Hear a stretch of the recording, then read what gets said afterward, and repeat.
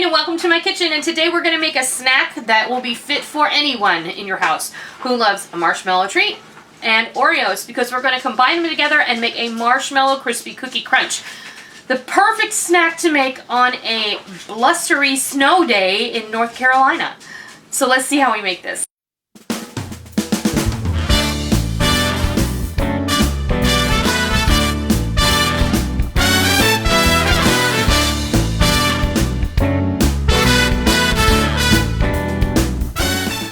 We're going to go over the ingredients for our marshmallow crispy cookie crunch, and as you might believe or understand, these have marshmallows, right, crispy rice cereal, and I have some chopped up Oreos, a stick of butter, and about a tablespoon and a half of vanilla. You don't have to use this much if you don't want to. I happen to like the extra flavor that it gives. But this is 10 cups or 2 10-ounce bags of mini marshmallows. This is 12 cups of crisp rice cereal and 1 entire package, 36 Oreo cookies or black and white cookies or whatever cookies you like, and that equates to 4 cups.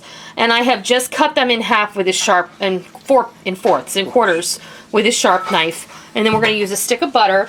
And then when I make marshmallow treats, I like to use this pan, and it's an 11 by 15 cake pan. It's a half sheet pan, and I like it to come and fill the whole pan, because when you go to a bakery and you get a marshmallow treat that has any, doesn't matter what kind it is, but they're really thick and they're indulgent and luxurious. These are perfect if you're going to have a party or if you're going to have a bake sale. These are the way to go. Not the kind that you make if you're going to do it in a 9 by 13 pan and you have this really sad little thin Rice Krispie treat, because who wants that? Nobody wants to pay for that. If you put these out at a bake sale, you can charge $1 or $2 for them and people will gladly pay. You wrap them individually and it's all going to be great.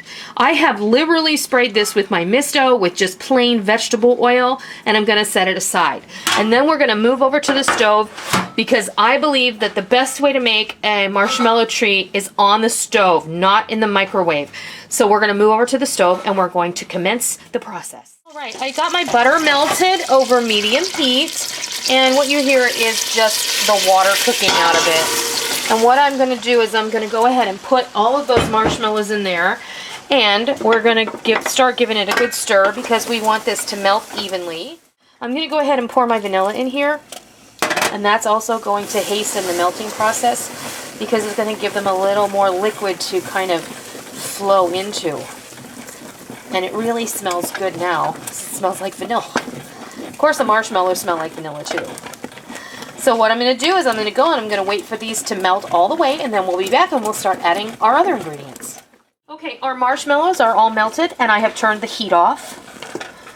And now we're going to combine our Oreos and our Rice Krispie treats, our crispy rice cereal or whatever it is you're using. I don't have a bigger bowl. This is the biggest bowl I own. All right, and the next thing I'm going to do is pour this over the whole shooting match, get everything out of there, scrape it really well.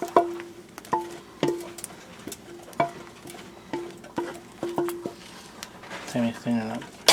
Okay, and then I'm going to go at this with a silicone spatula. I'm going to stir it in very well, get it all mixed up, and then when I'm done doing that, we'll be back and I'll show you what happens next. Okay, we got this all mixed up, and now I'm just going to get it tipped right into the pan. And this is where you're going to have to get a little messy. So if you don't like getting your hands messy, I suggest you use some disposable rubber gloves. And then also the option would be to have lots and lots of vegetable oil spray. And this silicone or a silicone spatula, because that will help aid you in pressing this into the pan neatly without it getting too sticky on the spatula itself, and it will be nice and even. And you'll see I do have another little trick that I like to use once I get everything pressed nicely into this pan. And if you just press down on it, you don't have to like totally press on it. You just have to use a little bit of gentle pressure. And if you find yourself getting a little sticky, then you just give it another spray. And you can, once it flattens out a bit, you can do this and it'll be great because you'll be able to kind of spread it out more evenly and level it out better.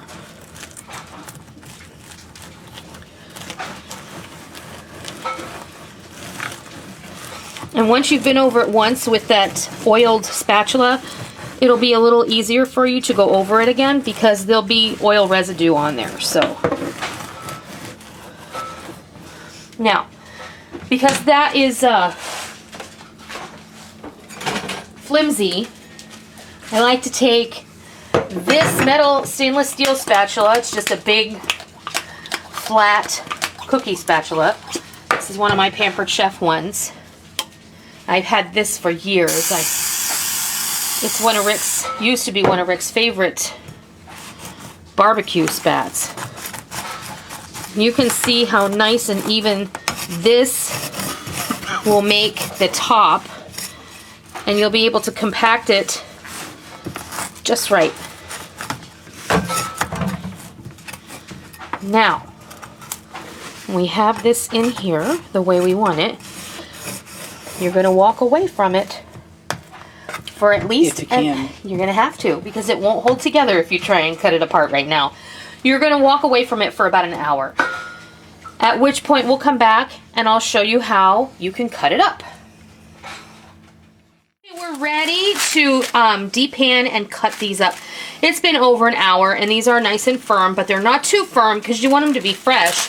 So what I have done is I've taken my spatula and I've gone all around the edge of the pan just like this, and I've just loosened it a little. And now what I'm going to do is I'm just going to lay some parchment on top and we're going to do the flip. Just like that. Ta-da! What? Look at that. Look at that.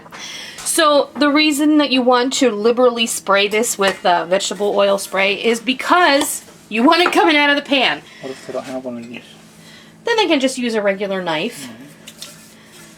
But I'm going to use my my pizza cutter.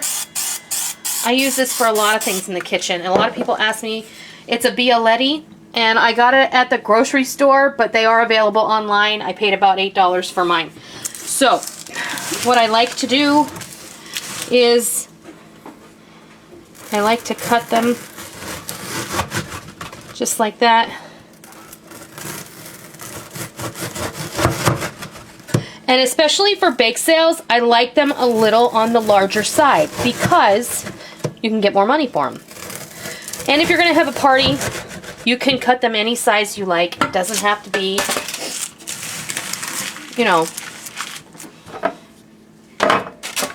giant. It can be small. And then, and since these are just for home, I'm going to cut them like this. It's like that. So what do we get? 1, 2, 3, 4, 5. We're going to get 25, so about 2 dozen. Well, what's the verdict? They're good. They are good. So, this is an excellent idea for you. If you've never tried it, I highly recommend that you do so. And all you're going to do is store these in an airtight container. I have a Rubbermaid container here that I have lined with some parchment. I'm going to line these up like little soldiers. And then if I'm going to go ahead and put them with a layer of parchment on top, and then I'll put another layer in here. They probably won't all fit in here, but what I have left I'll put in a plastic bag individually for the girls' lunches. Really? Really? Or for Rick, for dessert. We have much school left. Yeah, no kidding. Today is a snow day and tomorrow is another snow day, so that's the way it goes. So, I hope you try this and I hope that you love them. And until next time, I'll see ya. So thanks for watching, everyone. I hope you enjoyed today's video and I hope you learned something and I hope you're going to give it a try and I hope that you love it. I know that you will. I also wanted to say, if you're new to my channel, I hope that you'll hit that subscribe button so you don't miss out on any of the fun we have here in our kitchen. And also, you can follow me on Facebook, Twitter, Instagram, Google+, and also on my blog over at blogger.com. There will be links to all of those things in the information bar below. So, I hope that you all have a great day, and make sure that you come back tomorrow. I'll see ya!